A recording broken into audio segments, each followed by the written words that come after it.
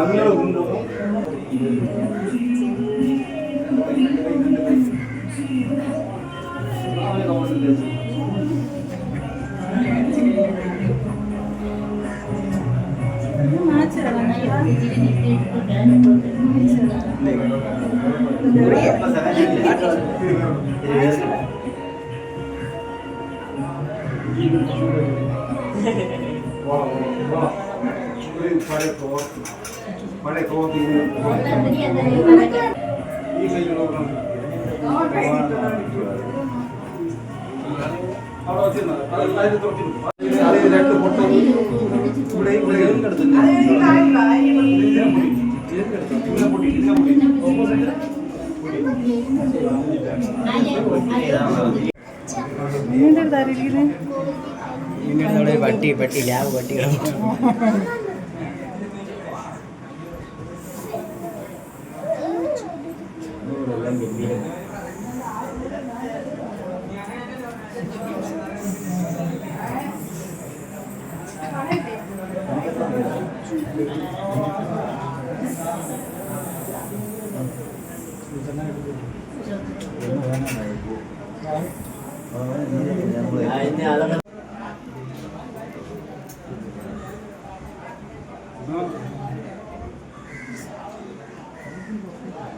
Parto.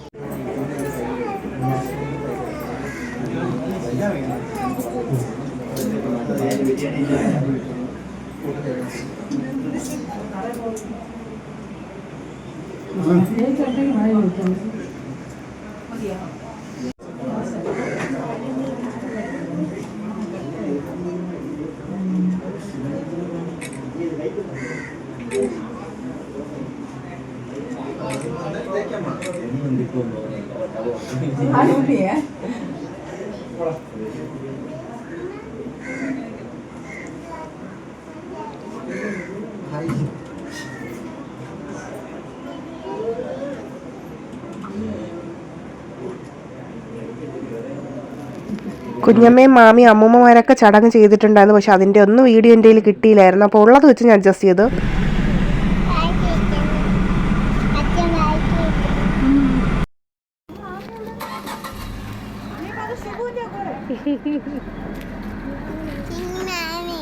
ഞാൻ മാമച്ചിയുടെ കൂടെയാണ് വന്നത്. അവൾ ആര്യയുടെ കാറിൽ കൂടിയാണ് വന്നത്. ഞങ്ങൾ രണ്ടുപേരും വീട്ടിൽ നിന്ന് എണ്ണയൊക്കെ വാങ്ങിച്ചിട്ടാണ് വന്നത്. പിന്നെ ഞങ്ങൾ ഓരോരുത്തരായിട്ട് ആരതിയൊക്കെ ഒഴിഞ്ഞ് വീട്ടിൽ കയറ്റിയിട്ടുണ്ടായിരുന്നു.